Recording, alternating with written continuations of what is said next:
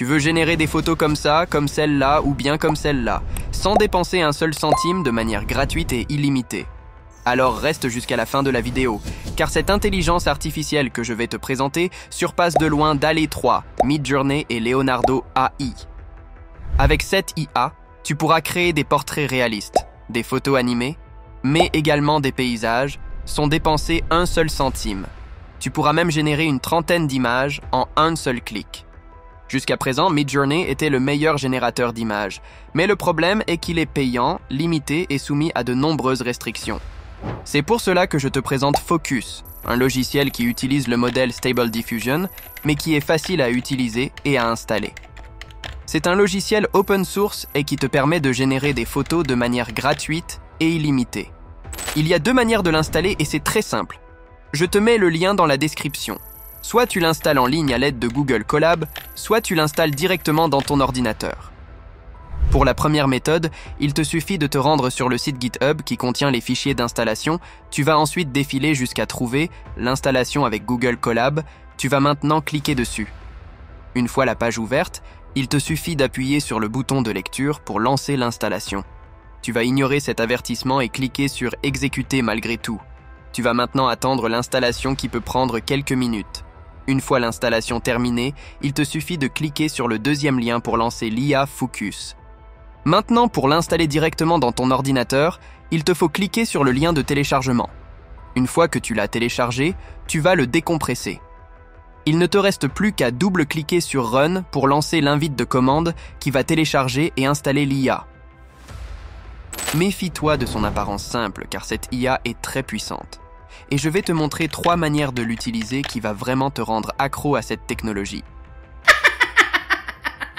Pour générer une image, il te suffit de taper la description de celle-ci dans la case prévue à cet effet. Par défaut, Focus va te générer 2 images différentes. Tu peux déjà constater la qualité de l'image qu'il peut te donner avec les options par défaut. Maintenant, si tu veux aller plus loin, il te faut activer la case à cocher « Advanced ». Dans la section Preset, tu peux choisir le style de photo que tu veux générer. Tu peux sélectionner une des options pour générer une photo réaliste ou plutôt animée. Performance désigne la qualité de la photo que tu veux générer. Tu peux créer une photo de qualité qui va prendre plus de temps à être générée, soit une photo de moyenne qualité, générée vite fait. Dans l'aspect ratio, tu peux choisir le format de la photo que tu veux générer. Maintenant, si tu veux générer plusieurs photos en même temps, il te suffit de déplacer le curseur qui se nomme Image Number. Tu peux générer jusqu'à 32 photos en un seul clic. Dans Negative Prompt, tu vas mettre tout ce que tu ne veux pas générer. Par exemple, tu ne veux pas un personnage avec 2 nez, une photo de mauvaise qualité, etc. La première fonction avancée que je vais te montrer consiste à transformer une photo animée en une photo réaliste et vice-versa. Pour ce faire, tu vas d'abord activer l'option Input Image. Une fois cela fait, tu pourras ensuite télécharger une photo animée ou une photo qui te semble irréelle. Tu activeras ensuite la deuxième option qui permettra d'appliquer une légère déformation à la photo originale. Dans Preset, tu vas sélectionner l'option Réalistique. Il ne reste plus qu'à cliquer sur le bouton Generate pour commencer à générer l'image. Voici la photo générée, tu peux remarquer qu'elle ressemble maintenant à une personne réelle. Tu peux maintenant affiner ton résultat en ajoutant une description plus précise. Tu peux maintenant voir le nouveau résultat plus affiné lorsque j'ai ajouté un prompt supplémentaire. Si tu veux le résultat inverse, il te suffit de télécharger une photo puis de sélectionner Animer dans Preset. La deuxième fonction avancée que je vais te montrer consiste à créer un personnage de manière cohérente. Pour créer un personnage cohérent, il te faut déjà créer le personnage. Dans mon exemple, je vais créer le portrait d'une femme indienne. Une fois que tu as créé ton personnage, tu vas choisir un des portraits que tu préfères pour l'utiliser comme photo de référence. Tu vas ensuite cliquer sur l'onglet Image Prompt, puis tu vas activer l'option Advanced. En cliquant avec le bouton gauche de la souris et en maintenant le bouton enfoncé, tu vas glisser et déposer l'image dans la première case. Tu peux ensuite déplacer le curseur à droite pour générer plusieurs photos en même temps. Tu vas activer l'option Face Swap et il ne te reste plus qu'à ajouter la description d'une action ou d'un arrière-plan dans ton prompt pour créer ton personnage dans une scène inédite. Dans mon exemple, j'ai voulu que mon personnage soit sur un cheval et tu peux voir la qualité de l'image qu'elle m'a générée. Et voici d'autres résultats que j'ai pu obtenir en ajoutant quelques descriptions dans mon prompt. Tu peux maintenant constater par toi-même la puissance de cette intelligence artificielle gratuite. Peut-être que ce que tu vois à l'écran te laisse déjà sans voix, mais attends de voir ce que je te réserve à la fin de la vidéo. Tu vas être époustouflé. L'astuce que je dévoile à la fin permet de rendre cette IA encore plus puissante qu'elle ne l'est déjà. La troisième fonction avancée que je vais te montrer consiste à agrandir ton image. Tu peux également remplacer, améliorer ou ajouter des objets avec cette technique. Voici ma maison à 3 millions d'euros et mes 3 voitures de sport. Non, je plaisante, je suis pauvre.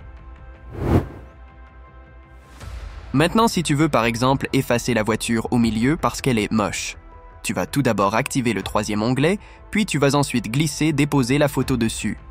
À l'aide de l'outil pinceau en cercle, tu vas délimiter la zone de la photo que tu veux effacer. Une fois cela fait, sans mettre aucun prompt dans la case ci-dessus, tu vas directement cliquer sur le bouton « Générer ». Tu peux déjà constater à l'écran le résultat. Focus a même ajouté une ombre pour compléter l'espace vide pour rendre la photo plus réaliste. Ce type de fonctionnalité est disponible sur Adobe Photoshop, mais elle est payante. Ça s'appelle Adobe Firefly pour ceux qui connaissent. Maintenant, si tu souhaites ajouter, par exemple, un personnage devant les voitures de luxe, il te faut procéder comme précédemment. Passe un coup de pinceau sur la surface où tu veux ajouter quelque chose. Mais cette fois-ci, tu vas ajouter un prompt pour afficher le personnage que tu veux ajouter. Tu as vu le résultat. N'est-ce pas bluffant pour un logiciel gratos? Imagine maintenant toutes les possibilités qui s'offrent à toi en utilisant cet outil dans ton quotidien. Je trouve que la photo n'a pas assez de profondeur, je vais donc augmenter l'espacement à gauche, en haut, en bas, bref, je vais agrandir l'image. Ceci afin de cadrer un peu plus la photo et voir le magnifique château derrière. Pour faire cela, c'est très simple. Tu vas te rendre sur le même onglet que tout à l'heure.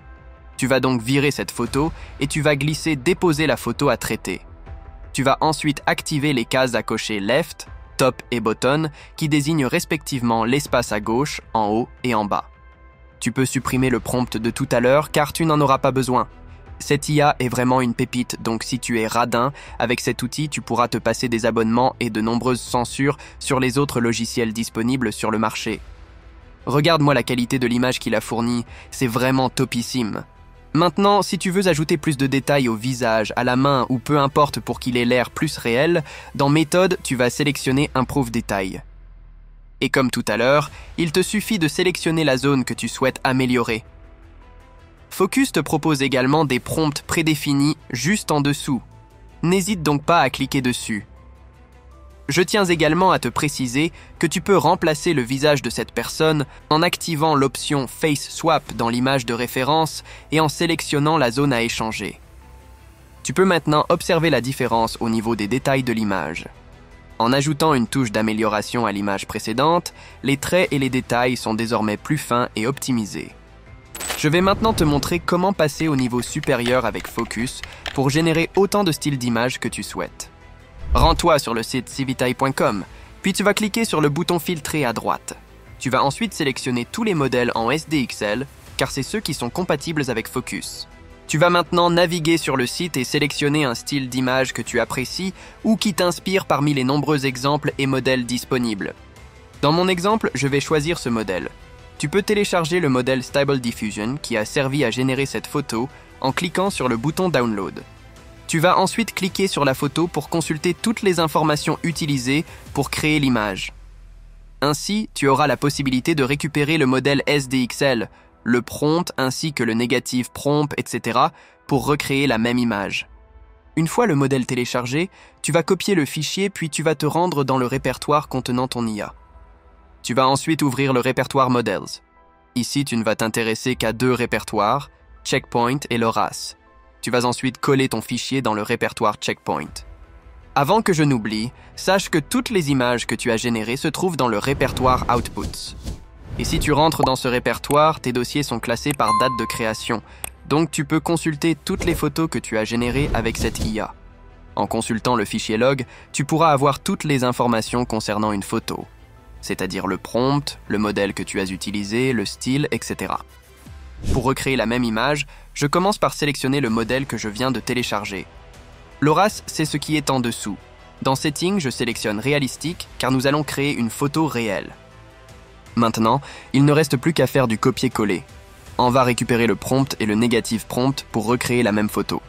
Lorsque tu cliques sur l'option Realistic, un prompt négative est déjà généré par défaut.